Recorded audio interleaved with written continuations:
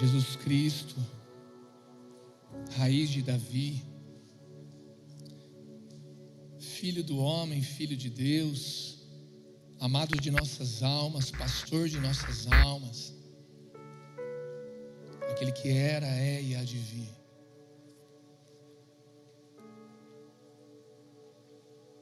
Aquele que nossas almas encontram descanso, paz, refrigério, ânimo, força, perspectiva. Nós te damos graças, nós te louvamos, nós te engrandecemos, Jesus. Nos perdoe se nós ainda não cantamos da forma como o Senhor merece. Nos perdoe se nós ainda não dançamos como o Senhor merece. Nos perdoa se ainda não nos humilhamos da forma como de uma forma que nós possamos te alcançar. Nos perdoe pelos dias em que negligenciamos o seu nome. Nos perdoe, Pai, por te usar como um objeto de sorte muitas vezes, Jesus. O Senhor não está conosco e nós não estamos contigo para que tenhamos boa sorte, mas para que tenhamos vida e vida em abundância e eterna. Obrigado, Senhor, porque em Ti felizes são os que choram. Em Ti os que choram encontram alegria. Em Ti o choro dura uma noite, mas a alegria vem pela manhã. Obrigado, Senhor, porque mesmo quando somos infiéis, o Senhor permanece fiel. Obrigado, Jesus, porque mais de 2000 anos após a sua ida aos céus, enquanto isso estamos te aguardando, a sua palavra permanece protegida, fiel, eficaz, eficiente. Obrigado porque a sua igreja ainda existe e nós fazemos parte dela. Obrigado, Senhor, porque em meio a tantas dificuldades, prazeres e distrações, nós conseguimos consagrar essa noite de Natal para estarmos juntos adorando ao seu nome, quer alguns em casa, quer aqui neste lugar. Mas nós pedimos, Senhor, o Senhor que começou a boa obra, o Senhor que começou a boa obra, desde a manjedoura, até aquele quarto, até aquela balada, até aquela noite, até aquele dia em que o Senhor nos alcançou. O Senhor quem começou esta obra, complete em nós, Senhor. Complete em nós a obra da verdadeira adoração, complete em nós a obra da verdadeira igreja, complete em nós a obra do verdadeiro evangelho, complete em nós a obra de verdadeiros cristãos, complete em nós a obra do verdadeiro evangelismo, do verdadeiro pastoreio, da verdadeira mensagem apostólica, profética, complete em nós.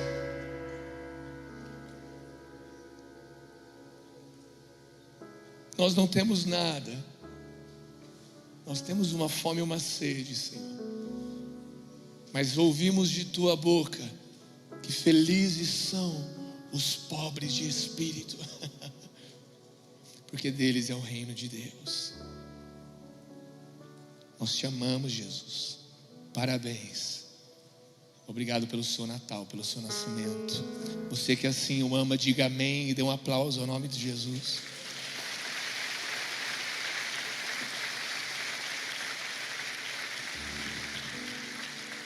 Boa noite, Feliz Natal. Oh, Feliz Natal, bom demais estarmos juntos aqui neste lugar.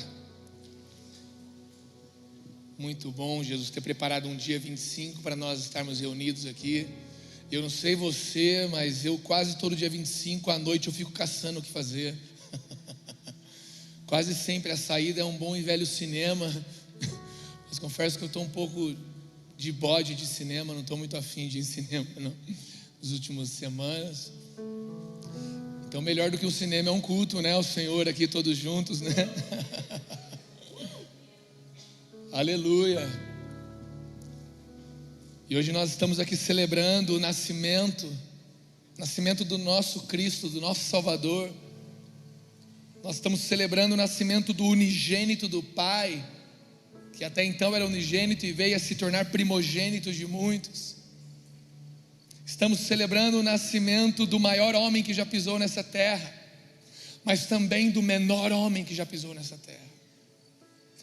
Estamos aqui celebrando o nascimento do Filho de Deus, do Filho do homem, do Messias prometido, da raiz de Davi, da profecia das profecias, o nascimento daquele que todas as gerações o aguardavam e o aguardam, o homem que determinou um antes e um depois no calendário, o homem que marcou a terra nunca foi a mesma após Cristo. Onde Cristo pisa não tem como mais permanecer do mesmo jeito, e se Ele pisou por esse chão nessa terra, nunca mais seria mais o mesmo. Antes e depois de Cristo, a partir dele nós temos um exemplo a ser seguido em palavras e atitudes. As palavras dele são exemplos para a nossa vida, as atitudes dele são exemplos para a nossa vida. Um homem que confrontou os grandes homens, ele confrontou os grandes, os poderosos, confrontou os ricos, os religiosos, os líderes, e deu esperança aos pequeninos. Um homem que mostrou que existe poder na fraqueza e existe fraqueza no poder. Um homem que nos mostrou que existe poder na fraqueza e fraqueza no poder. Uau! Poderíamos ficar aqui a noite inteira só adjetivando esse homem chamado Cristo, mas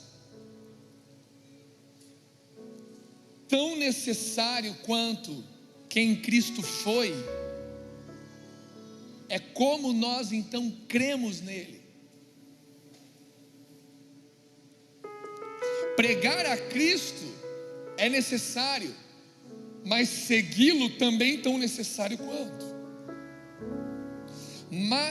Mais do que, ou tanto quanto falar de Cristo e do nascimento dele nessa noite, precisamos entender como nós estamos o seguindo, como nós estamos crendo nesse homem, nesse Filho de Deus, porque ele mostrou para nós o poder da fé. Ele mostrou para nós o tanto que é necessário que nós tenhamos fé. Ele falou: tenham fé, homens de pouca fé, vejo grande fé em você. Fé, fé, fé, fé. E nós temos mais uma propensão a tatuar a palavra fé em nosso corpo do que a viver de fato pela fé. E pela fé nele, pela fé nesse homem que nasceu em um dia que não foi dia 25 de dezembro, mas que hoje simbolicamente comemoramos essa data.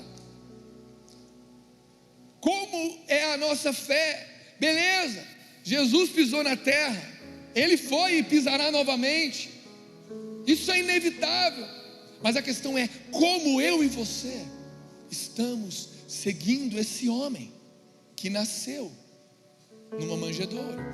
Como nós estamos crendo nele, como nós estamos o buscando, como nós estamos nele ou não estamos nele. Ele nos mostrou que existe poder na fé, tamanho poder na fé, a fé em poder andar com ele. Você e eu agora podemos andar com Jesus, cara. Você tem noção que você pode andar com Jesus na escola, na academia, no trabalho, na rua, em casa. A fé em poder andar com Cristo. Ele está a exato um passo de distância de cada um de nós. A questão é que muitas vezes nós ignoramos que Ele está ao nosso lado. Nós ignoramos que Ele está ali. Mas existe o poder da fé em andar com Ele. E antes disso, o poder da fé em ser recebido por Ele. Ser recebido por Cristo não tem a ver com a nossa qualidade, mas tem a ver com uma qualidade em Jesus. Você e eu somos recebidos por Ele, não porque somos bons, mas porque Ele é bom. Nós somos recebidos por Cristo porque Ele escolheu a nós primeiro. Ele nos amou primeiro. Normalmente as pessoas que têm mais dificuldade em ser plenamente recebidos por Cristo são homens e mulheres que se julgam boas demais para ter que fazer isso. Eu me lembro que eu entrei num quarto alguns anos atrás, e nesse quarto eu estava lá embriagado de drogas com meus 17 anos. Eu comecei a chamar Jesus lá naquele lugar. Nem sei porquê, mas eu não tinha outra escolha de vida. Eu não conseguia ver esperança em nada. Então, eu fiquei naquele quarto ali entorpecido, chamando Jesus, e Ele apareceu, e Ele me recebeu, e Ele me abraçou. Eu falei: meu Deus, eu posso ser recebido pelo Cristo, pelo Filho de Deus. Eu posso ser recebido por Jesus. E Ele olhava para mim, e Ele não via os meus pecados, Ele não via a minha sujeira, Ele via em mim um irmão, um filho, uma ovelha perdida, e Ele me abraçou, e Ele me recebeu. E tanto quanto isso, ou mais que, eu acreditei que Ele me recebeu. Jesus nos recebeu.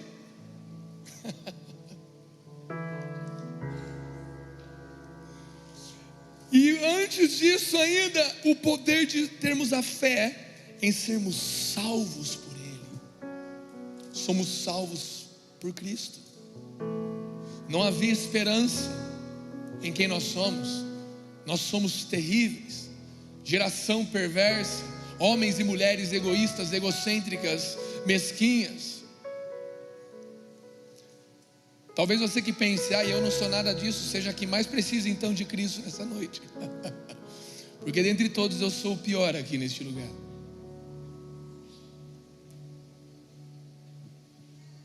Nós podemos ter a certeza, pelo poder da fé, pela fé, de que somos salvos por Ele. Sendo salvos por Ele, sabemos que somos recebidos por Ele, e consequentemente podemos andar com Ele. Então podemos caminhar e viver ao seu lado, e pela fé podemos permanecer com Ele e nele, cara. A palavra diz que nos últimos dias o amor de muitos iria se esfriar, mas como o pessoal do AN fala, de muitos, mas não de todos. O amor de muitos se esfriará, mas não todos. Sabe, nesse final de ano, a coisa que eu mais tenho feito é avaliar se eu ainda estou queimando como Jesus, como nos dias em que eu mais queimei por Ele. Se eu ainda estou sensível a Ele, se eu ainda o amo, se eu ainda permaneço nele. E confesso que eu tenho caminhado em alguns dias de arrependimento, de volta, para estar mais perto dele, para que as coisas boas e difíceis não venham me distrair tanto, me abalar tanto, porque pela fé eu e você podemos permanecer nele, amém? E pela fé nós somos enxertados nele. Ele é a videira verdadeira. Porque lá em João 15:5 fala: eu sou a videira, vocês são os ramos. Se alguém permanecer em mim e eu nele, esse dará muito fruto, pois sem mim vocês não podem fazer coisa alguma. Ele é a videira. E a palavra fala, Paulo falando aos Romanos, que existia um ramo natural que era Israel, e eles caíram e perderam o lugar na videira pela incredulidade. E a incredulidade dos judeus, segundo os romanos, não é pecado, é acreditar que eles são salvos pelo que eles fazem e não por quem Jesus é, não pelo que Deus é. Sabe, em algum momento na nossa vida nós tivemos a certeza de que só Jesus pode nos salvar. E à medida que a gente vai andando com Cristo, a gente começa a achar que a gente então se torna em algum momento um pouquinho pelo menos digno da salvação. Eu faço isso, eu estou na igreja há anos, eu oro, eu busco. Mas eu quero dizer para você que comparado a hoje, ao pior dia da sua vida, você é tão indigno quanto de ser salvo, mas pela fé no homem mais digno, daquele que nasceu numa manjedoura, pela fé nesse homem, você e eu somos salvos. Sem ele nós nada podemos fazer. Se nós tentarmos pegar todos os princípios bíblicos e vivê-los sem ele, vamos obter talvez algum tipo de sucesso profissional, financeiro, talvez até ministerial. Sem ele, talvez nós até tenhamos, mas não vai ter vida. Talvez você leia na Bíblia, é necessário que tenhamos comunhão, então você investe em comunhão, todo dia da sua semana. Mas eu quero dizer que se essa comunhão não é enxertada nele, se não provém dele, se não é nele que essa comunhão confia, então essa comunhão não tem a vida de Jesus nela. Se nós lemos na Bíblia que é valioso nós nos encontrarmos para cultuar ao nome de Jesus, mas não é um culto que provém dele, que é fruto do que ele gosta, que é fruto do que ele ama, que é fruto da videira, que é fruto de quem ele é, não adianta nada, porque não existe então vida em nosso culto, porque a vida é Cristo, vida é ele, ele é a vida. Só que eu quero abordar um ponto a partir de agora com vocês, com base nesse texto, porque aquele que permanece nele dá fruto, um fruto que ecoa na sua mesa de comunhão, na sua casa, na sua família, na sua escola, no seu trabalho, no seu casamento, no seu ministério, na sua igreja. Você dá um fruto estando em Cristo. Aquele que permanece nele e ele em você, ele em mim, nós damos então muito fruto.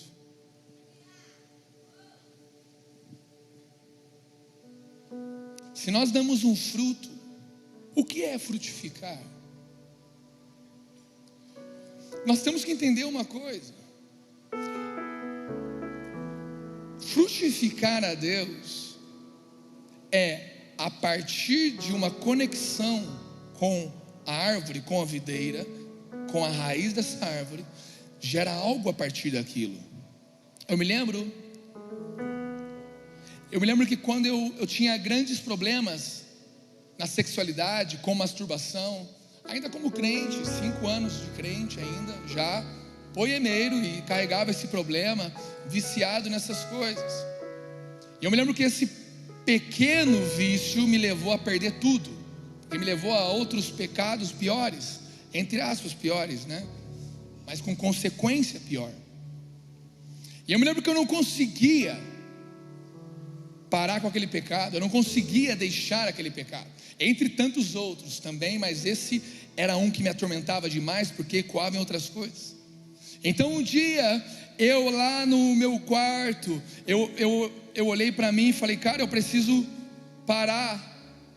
Mas eu olhei e falei, cara, mas eu preciso de Jesus. Então, eu olhei para mim mesmo e falei, eu vou começar a buscar Jesus todo dia, para ver se isso dá certo. Eu não vou só buscar mais num culto, eu não vou só buscar mais num encontro, eu vou buscar todo dia. Vamos ver se dá certo esse negócio. Eu comecei a buscar. Todo dia eu orava, lia a palavra, buscava conhecê-lo mais. E quando eu me preocupava com o pecado em si, ele falava, olhe para mim, olhe para mim, olhe para mim. Quando eu percebi, fazia 3 meses que eu não caía. Eu não sabia o que era ficar tanto tempo sem cair nesse pecado, desde os meus 8 anos de idade, eram 16 anos. Quando eu olhei e falei, uau, está dando certo, está dando certo. Jesus virou para mim e falou, ei, para de olhar para isso, que não foi olhando para o pecado que você parou de pecar, foi olhando para mim. Tira os olhos do pecado e continue olhando para mim, porque enquanto você olhar para mim, eu sou o Cordeiro que tira o pecado do mundo.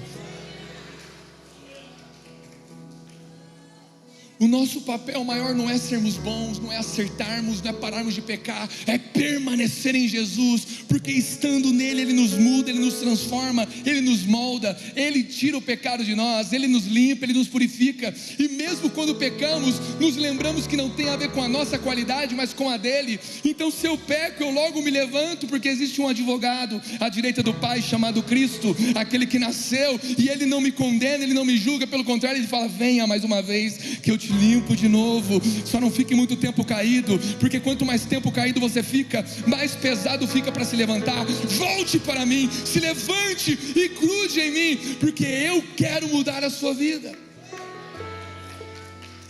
Pode aplaudir Jesus, se é para ele, aplaude mesmo.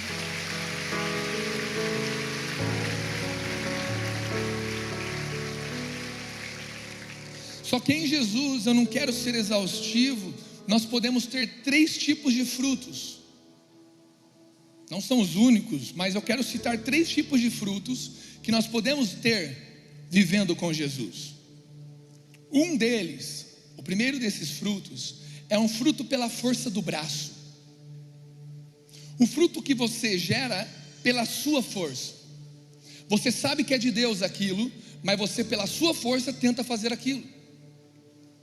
É igual em 2 Samuel capítulo 6, eu não vou ler, mas quem quiser estiver anotando, anote. Em 2 Samuel capítulo 6, fala da história de Davi trazendo a arca da aliança num carro de bois. Ele foi fazer o que era de Deus do seu jeito. Ele foi fazer o que era para Deus e algo que deveria agradar a Deus, com a sua força, com a sua malícia. Meu amigo, seu ministério não precisa da sua malícia para acontecer, não precisa do seu jeitinho para acontecer, não precisa de network para acontecer. Come on. A candeia que foi acesa, ela é colocada por quem a acendeu em um lugar de destaque. Não é a própria candeia que sobe para um lugar de destaque. Jesus vê luz em alguém e por isso a coloca. Quando você fala, eu deveria estar à frente no meu ministério, eu deveria estar à frente na minha profissão, eu deveria estar à frente em algum lugar, você está dizendo para Deus, você não está julgando direito, eu mereci estar acima. Jesus olha para você e fala, você não está entendendo, deixe a minha luz brilhar mais forte em você, porque quando ela brilhar mais forte, eu posso então te pegar e colocar em um lugar mais alto. A questão não é a altura que nós estamos, mas é o tanto de luz de Cristo que existe em nós. Mas Davi, nesse episódio, tentou fazer o que era de Deus do jeito do homem, na força do homem, na força do braço. E como muitos sabem, Uzá morreu. Muitas pessoas têm tentado fazer coisas para Deus na força do braço e têm machucado sua esposa, seu marido, seus filhos. Tem machucado pessoas da igreja, tem machucado seus líderes pela falta de submissão, tem machucado pessoas que têm se doado para você, porque você quer fazer acontecer. Tem machucado familiares que te amam, porque você quer viver o que é de Deus do seu jeito, pela sua força. E quando você faz o que é de Deus pela sua força, você mata alguém, você fere alguém, como Uzá foi morto. Uzá foi morto porque Davi quis fazer o que era de Deus do jeito do homem. Em Oséias 10, abra comigo, Oséias capítulo 10, versículo 12.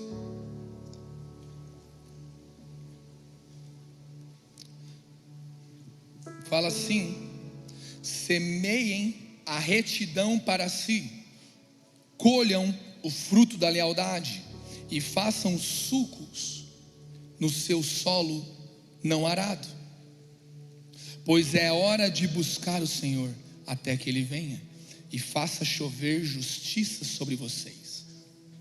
Mas vocês plantaram a impiedade, colheram o mal e comeram o fruto do engano, visto que vocês têm confiado na sua própria força e nos seus muitos guerreiros.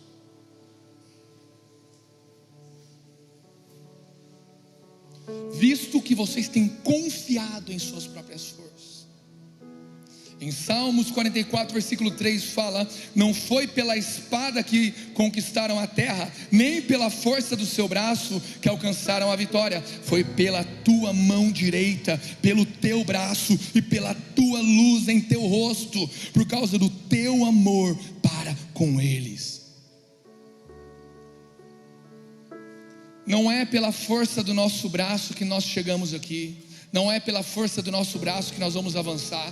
Você que sente que a sua vida está travada, que precisa virar uma chave, precisa de algo novo, precisa, destravar algo. Eu preciso destravar algo para 2023, está travado isso, está embaçado isso. Meu amigo, comece deixando a luz de Deus brilhar mais forte sobre a sua mente, sobre os seus olhos, sobre os seus ouvidos, sobre os seus lábios, sobre as suas mãos. Se submeta, se prostre, se humilhe, porque se Deus quer te levantar, Ele primeiro precisa ver você humilhado, porque Deus não levanta quem está de pé, Ele levanta quem está humilhado. Quem se humilha, Ele levanta. Se humilhe perante Ele, sabendo que você não pode nada sem Ele. Você não pode, nunca pôde e nunca poderá, mas humilhado Ele pode te exaltar. Humilhado, reconhecendo que não é na sua força. Não faça na sua força, não faça do seu jeito, não faça.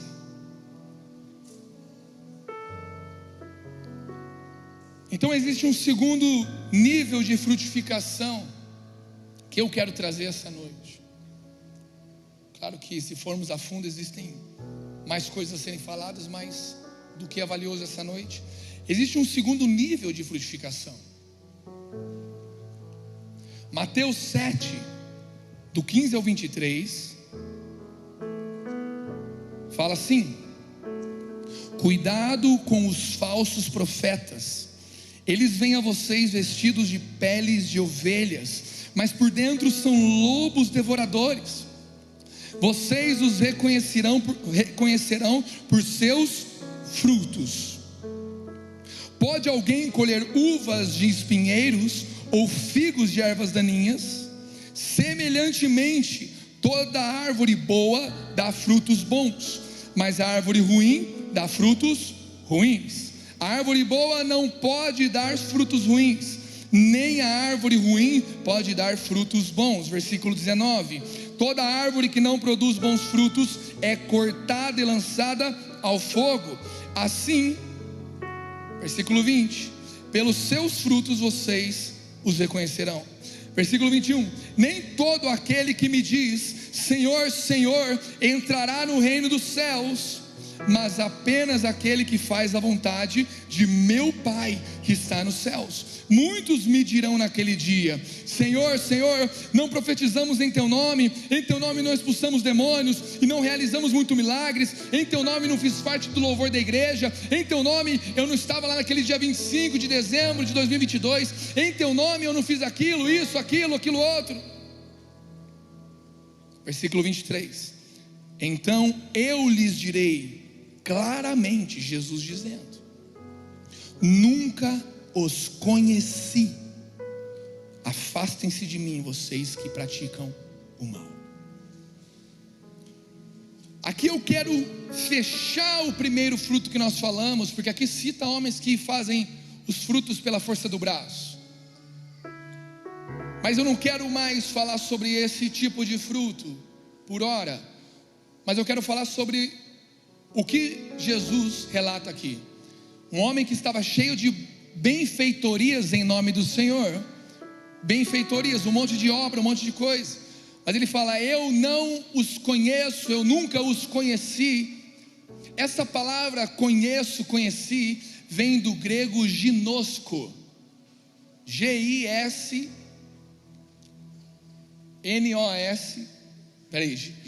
G-I-N-O-S, eu não sou bom de soletrar, G-I-N-O, devia ler, né, mais fácil, G-I-N-O-S-K-O, ginosco, acho que eu fiz certo. Se eu não fiz, me perdoe. Essas coisas são bons para saber que é Deus que está fazendo aqui, não sou eu, aleluia.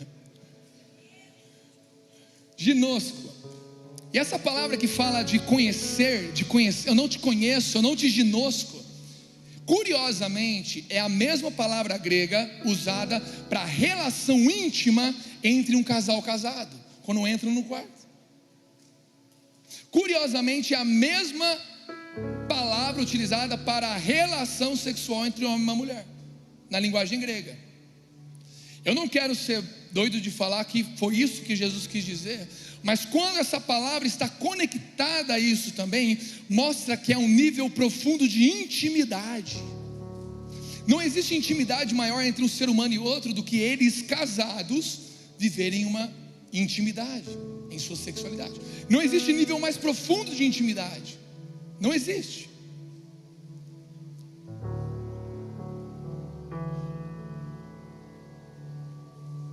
Então quando ele fala: você fez tudo isso, está bom, mas aparta de mim, porque eu não te ginosco, eu não te conheço profundamente, você não tem intimidade comigo, você não anda comigo, você não tem relacionamento íntimo e profundo comigo.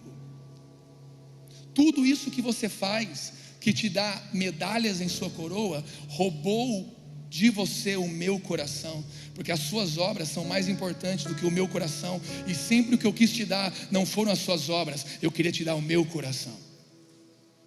É Jesus dizendo isso. É a intimidade. Então o primeiro fruto é o fruto da força do braço. Esse segundo fruto, eu quero dizer para você que ele é o fruto da intimidade. A intimidade produz um fruto. Um dia uma mulher virou para mim e falou assim, ela fazia parte de um ministério de adoração que eu estava ajudando. Ela virou para mim e falou: Brisa, eu oro a Deus lavando louça, eu oro a Deus no carro, eu oro a Deus na sala, eu vou fazendo as coisas, eu vou orando, sabe? Eu vou orando toda hora. Mas eu não consigo, por causa da correria, parar por um momento e orar. Aí eu virei para ela e falei: olha, é muito legal isso que você tem com Deus. A Bíblia fala sobre isso. Em 1 Tessalonicenses 5,17 fala: orem sem cessar, na NAA. Na NVI, orem continuamente. Na NTLH, orem sempre. Na NVT, nunca deixem de orar. Então a oração contínua, ela é bíblica. Ela é bíblica. Você viver o seu dia full time orando ali, full time ali conectado, Bluetooth ligado com os céus ali, é bíblico, é santo, é bom. Porém, trazendo para uma ilustração pobre, mas que nos dá algum entendimento, nos ajuda na jornada. Isso demonstra uma amizade com o Senhor. Imagine um casal casado, levando do aspecto da intimidade, do fruto da intimidade. Imagine um casal casado, que eles têm amizade, sabem conversar de tudo, troca ideia, dá risada, faz um rolê da hora. Eles são brothers, são da hora.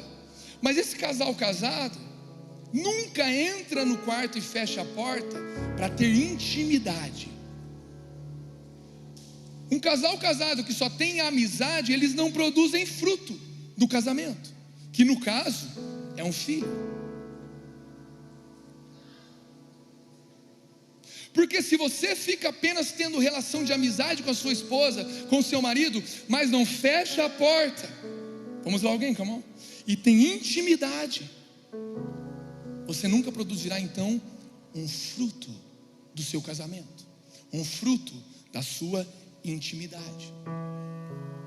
Então é muito legal ter a oração contínua, mas a oração contínua não diminui a importância da oração íntima, que fala em Mateus capítulo 6, versículo 6.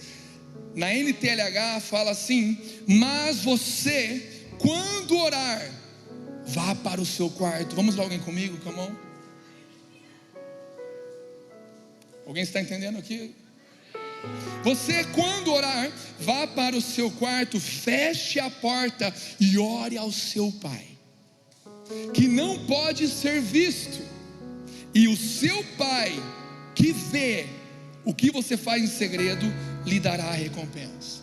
Ai, mas Brisa, eu tenho dificuldade de fechar a porta. Eu fecho a porta do quarto, ou eu vou para um lugar exclusivo com Deus de intimidade.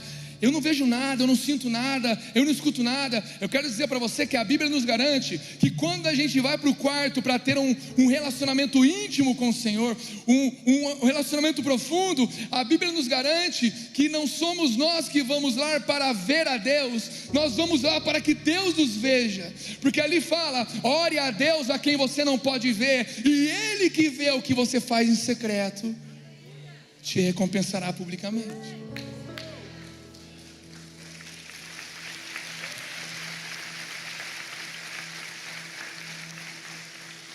Eu quero dizer para você que nos últimos meses, graças a Deus, Jesus restaurou nessa igreja a comunhão no nível mais alto. A comunhão dos irmãos tomou níveis mais altos, e ainda vamos avançar ainda mais em nome de Jesus. Mas sabe uma coisa que eu sinto que Jesus quer alinhar em cada indivíduo agora nessa comunhão macro? A nossa intimidade com Ele. Jesus está dizendo para alguns aqui: eu tenho saudade.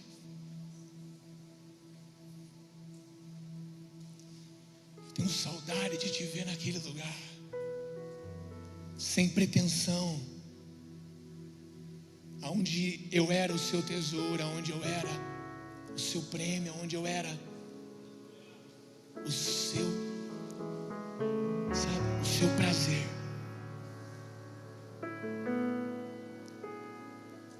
Porque existe uma graça na intimidade. A nossa comunhão coletiva precisa ser um fruto da nossa intimidade com a videira verdadeira, chamado Cristo Jesus, aquele que estamos celebrando o seu nascimento hoje.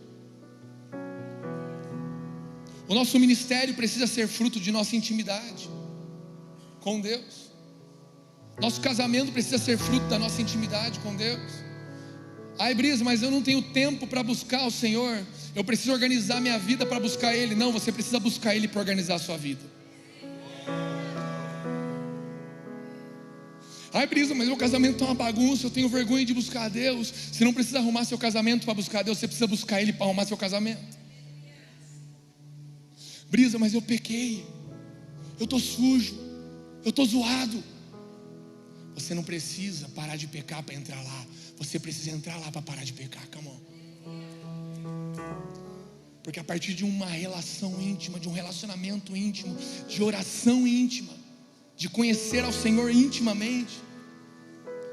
Esses dias minha esposa brincou comigo. Ela fez um suco para o almoço, mas tinha aquele suco Aurora de uva na geladeira. Ela fez o suco. Aí eu cheguei, olhei para o suco dela, falei: amor, eu vou pegar esse suco aqui. Ela: eu sabia. Falei: como assim você sabia? Eu fiz esse suco sabendo que você ia pegar aquele ali. Falei: por quê? Porque eu te conheço. Falei: caraca, amor, se você conhecer Jesus igual você me conhece, você vai voar então. Come on. Falei: pega essa rema aí, sai andando assim. Porque aquele que conhece a intimidade com o Senhor, conhece o que o Senhor gosta, sabe o que Ele vai fazer, sabe como Ele vai fazer, sabe o tempo de espera, sabe aquietar o seu coração, sabe olhar para o lado e ver que nada dá certo, mas olha ali para dentro do quarto e sabe que existe um Deus olhando e vendo a nossa oração íntima. Existe um Deus nos chamando para um relacionamento íntimo. E sabe o que é lindo do fruto da intimidade? Eu quero utilizar novamente a parábola do casamento, mas eu quero dizer que não é a mesma coisa, mas é uma ilustração, uma parábola que nos dá um entendimento hoje. Mas o fruto da intimidade de um casamento, por exemplo, a minha filha Thalissa, fruto da minha intimidade com a Larissa, ela tem um pouco de mim e um pouco da Larissa. O nosso filho Teodoro, ele tem um pouco de mim e um pouco da Larissa. Sabe o que é legal do fruto da intimidade, que nasce da intimidade com Deus? Aquilo que nasce de lá para o seu casamento, para o seu ministério, para o seu emprego, para as suas finanças, para qualquer área da vida que seja, para os seus filhos, vai nascer algo que tem um blend, tem um pouco de Deus e um pouco de você, é um collab ali. Vai ter as digitais de Deus, o DNA de Deus, mas também vai ter as suas digitais, a sua singularidade, a sua subjetividade. Vai ter a sua dádiva, vai ter aquilo que Deus te confiou para você fazer nessa terra. Então o fruto da intimidade, ele é um fruto que ele nasce do relacionamento de dois e tem um pouco dos dois. Aquilo que nasce da intimidade minha com o Senhor, nasce tendo ali a marca de que Deus está fazendo, e também nasce ali, sabendo, o brisa está ali, está vindo do brisa aquilo. E infelizmente, a maioria dos frutos que nós como cristãos tentamos dar, é com a nossa força. Quem dera se nós sempre recorrêssemos à intimidade com o Senhor, não para ficar lá preso num quarto orgulhoso, egoísta, achando que ali é porque se eu ficar lá dentro não vai ser intimidade, vai ser a barriga da baleia. Eu orei para Jesus esse dia, falei: Jesus, me tira da barriga da baleia e me leva para os seus aposentos. Porque os aposentos de Deus, Ele te ama, Ele cuida, só que Ele vira para você uma hora e fala: agora sai daqui e vai amar alguém como eu te amei nesse lugar. Agora sai daqui e faça o mesmo que eu fiz por você nesse lugar, vai. A barriga da baleia faz você só se preocupar consigo mesmo. Os aposentos do Senhor faz você amar o próximo da forma como Ele te amou, da forma como Jesus te amou. Só que isso é uma outra mensagem. Mas a maioria dos frutos que nós damos para o Senhor, infelizmente, pela nossa teimosia, quero ser como criança, te amar pelo que és. Achou? Voltar à inocência e acreditar em ti. Mas às vezes sou levado pela vontade de crescer, torno-me independente e deixo de simplesmente crer. Come on, vamos lá, alguém. Nós começamos a vida com Jesus sem ter noção de nada, mas em algum momento a gente começa a ter noção e a gente começa a querer fazer na nossa força. Deus, Ele não precisa da nossa ajuda, nós que precisamos da ajuda de Deus. e com a ajuda dele, Ele, por seu próprio prazer e propósito, nos usa nessa terra, não porque Ele precisa de nós, mas porque Ele ama ver irmãos amando irmãos, porque Ele ama ver filhos atraindo filhos.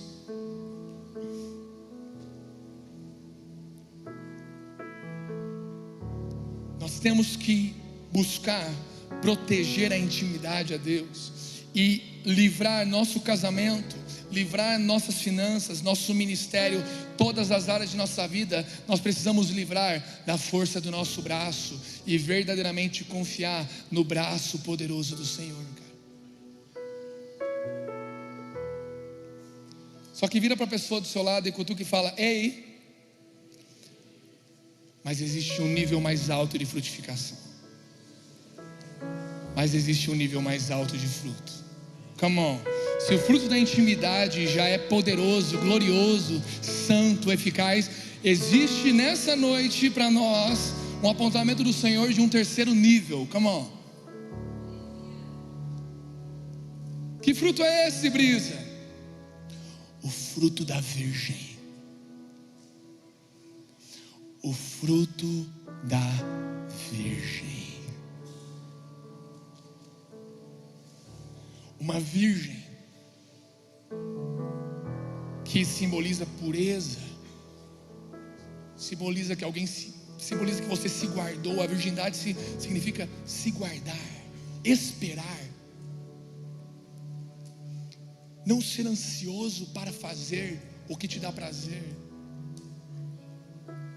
A virgindade significa não ter ambição egoísta, egoísmo, avareza, orgulho. Em uma virgem foi colocada uma semente. Come on. Em uma virgem foi colocada uma semente dos céus, e nasceu dessa virgem o Cristo. Deus, Ele quer levantar uma geração de filhos maduros que tem um coração virgem, uma pureza espiritual, uma pureza emocional, uma pureza psicológica, uma pureza nas mãos, pureza de coração, uma pureza de uma virgem, para que Ele possa plantar sementes sobre nossa geração e nascer de nós o fruto da virgem. E sabe o que é doido? O fruto da intimidade, ele tem um pouco de você e um pouco de Deus, mas o fruto da virgem é somente Deus. Ninguém é lembrado, ninguém é adorado, a não ser Deus, cara. Por isso Jesus podia dizer: olhem para mim e vejam o Pai, porque eu sou o Pai, eu sou como o Pai, eu sou igual ao meu Pai. Será que nós estamos prontos para termos o fruto da virgem? Porque o fruto da virgem fala que você talvez não vá ser lembrado pelo que você fez. Sabe aquele negócio, você compôs uma música, alguém está tocando e você quer falar: ei, eu que compus. Jesus vira e fala: ei, deixa rolar. O fruto da virgem é um fruto que o Senhor é lembrado, mas nem sempre ou quase nunca quem o dá, quem o gera, quem o faz essa terra, quem Deus faz através dele é lembrado. Eu me lembro que quando o Senhor ministrou essa palavra no meu coração, eu fui ter um discipulado, fui ter uma mesa de discipulado. Então eu estava ali ministrando algo sobre o meu irmão. Na outra semana aquele cara tatuou o braço com o discipulado da semana passada. Eu olhei assim e falei: caraca, mano, foi sinistro mesmo, hein? Imagina você falar algo para alguém de Deus que na outra semana o cara vira e tatua no braço dele, no corpo. Fala: caraca, mano. Aí eu virei para ele e falei assim: cara, o que é isso aí, mano? Eu lembrava, né, o que era aquilo. Ele: Deus me disse, mano, essa parada aqui. Eu falei: Deus te disse isso aí? Mano, na hora que eu fui falar, foi a mesma semana passada, Jesus puxou a minha orelha e falou: ei, para você se tornar uma virgem, primeiro você precisa parar de querer ser lembrado. Está pronto para a minha mensagem fazer efeito, mas talvez ninguém saber que foi você que pregou? Está pronto para uma canção fazer efeito e ninguém saber que você compôs? Está pronto para um ministério fazer efeito e ninguém depois ir com uma cesta te honrar? Está pronto para não ser honrado, mas ser honrado pelo galardão que está nos céus? Está pronto para não receber o prêmio nessa terra? Está pronto para que o Senhor seja lembrado ao invés de você?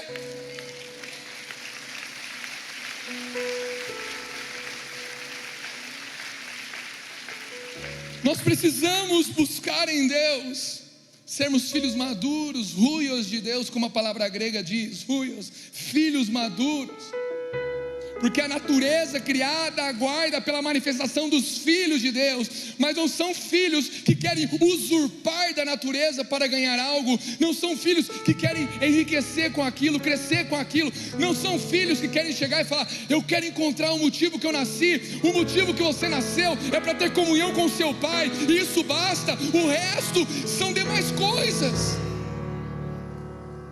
O nosso prêmio é o nosso Pai, o nosso prêmio é o nosso Cristo, o nosso prêmio é o Santo Espírito, o nosso prêmio é um lugar, uma morada preparada para nós, o nosso prêmio é a salvação, é um lugar na intimidade, é um lugar na mesa, é um lugar nos aposentos, é um lugar no relacionamento dos irmãos imperfeitos. Eu ainda sendo imperfeito, eu posso pregar a Cristo para vocês, porque não tem a ver com quem eu sou essa mensagem, mas tem a ver com quem Jesus é, e Ele é maravilhoso, Ele é poderoso, Ele é grande, Ele é suficiente, cara. Somos nós. A natureza aguarda pelos filhos maduros, que são filhos, homens e mulheres, que, permitindo que o Senhor trabalhasse neles, tem um coração virgem, despretensioso de orgulho, de ansiedade, de medo. Mas Deus, eu mereço isso, o que você merecia e eu também era a morte. A partir da salvação de Cristo tudo é lucro agora, porque o viver é Cristo e o morrer é lucro. Come on, vamos lá alguém?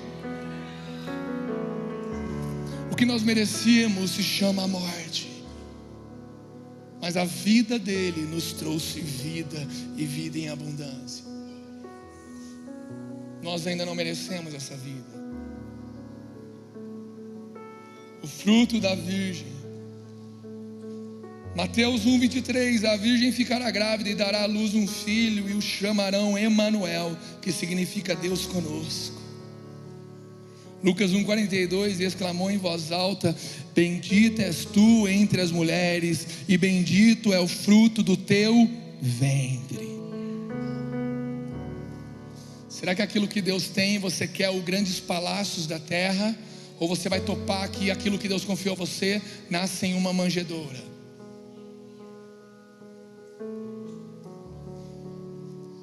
Será que você quer YouTube naquilo que Deus deu para você? Ou você quer às vezes só uma reunião de 10 pessoas? Nem tudo que Deus deu para alguém é para ser revelado para todos. Tem coisa que se revela na intimidade com alguns.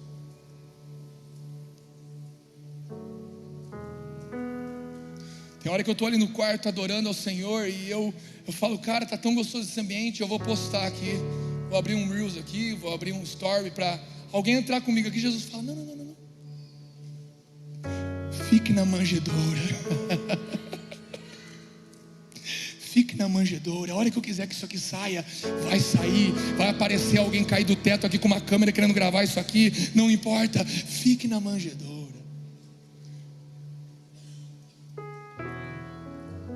Nós temos que desejar isso. Agora, como ter um coração virgem? Como alcançar essa pureza? O coração virgem, a virgindade de mente, a pureza de mente, a pureza que nós estamos exaltando neste lugar, ela é um fruto da intimidade com Jesus. À medida em que você se relaciona com Ele, Ele vai te purificando e transformando, tirando suas pretensões, tirando seus alvos, tirando suas motivações erradas. Então, o coração virgem é o fruto da intimidade, para que então possa nascer através de nós, em todas as áreas da nossa vida, Cristo. Não a sabedoria do Brisa, não a sabedoria e a autoridade do Guilherme Adriel, mas homens mortos para si mesmo, homens que podem dizer então, como Paulo disse: já estou crucificado com Cristo, agora vivo não mais eu. A palavra fala em Colossenses 1:27 que Cristo em nós é a esperança da glória. A esperança da glória não é nosso ministério, não é nossa canção, não é nosso casamento legal. A esperança da glória, essas coisas podem fazer parte, mas a esperança da glória é Cristo em nós. Vamos lá, alguém? E não é uma jornada de melhoria. Nós não estamos aqui para sermos melhorados, nós estamos aqui para sermos diminuídos, para que Cristo cresça em nós, porque não é necessário que melhoremos, é necessário que diminuamos, para que Cristo cresça em cada um de nós, que Ele viva através de nós.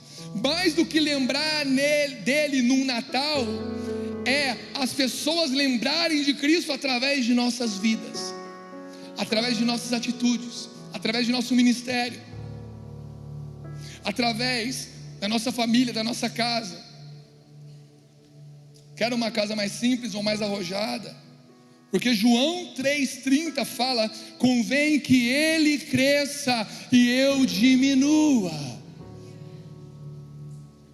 Uma virgem e sai um fruto, o Filho de Deus, o Messias, a salvação. Esse fruto salva, esse fruto liberta, o fruto perfeito. E o fruto não tem a ver com o que temos conquistado, com o que conquistamos. O fruto tem a ver com quem nós estamos nos tornando. E nós estamos nos tornando como Cristo. Ou estamos pelo menos buscando isso. Nós reconhecemos que o seu jeito é o melhor. Nós reconhecemos que precisamos estar enxertados na videira. Papai, que o pecador nesse momento encontre alívio, salvação e graça. Que o incapaz encontre força do céu. Que o orgulhoso se arrependa e se humilhe perante o Senhor. Que o autossuficiente se lembre de que somente com Cristo podemos fazer algo e que sem Ele nada podemos fazer.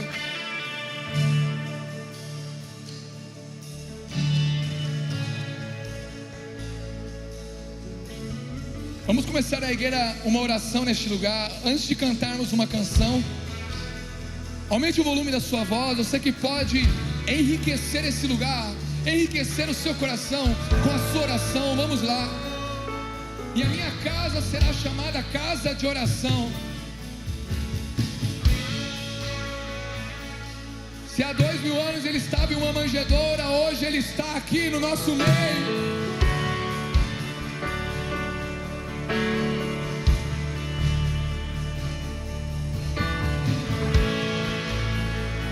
Suba mais alto, vamos lá, um pouco mais, um pouco mais, um pouco mais.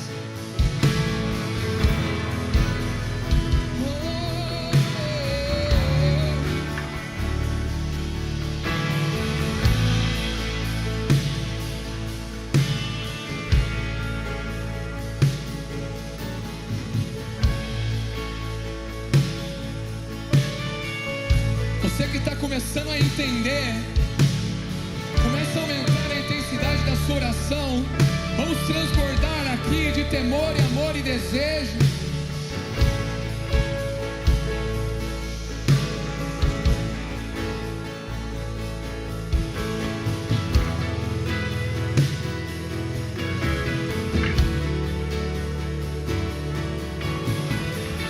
Sem Ele nós nada podemos fazer.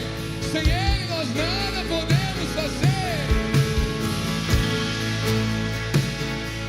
Restaura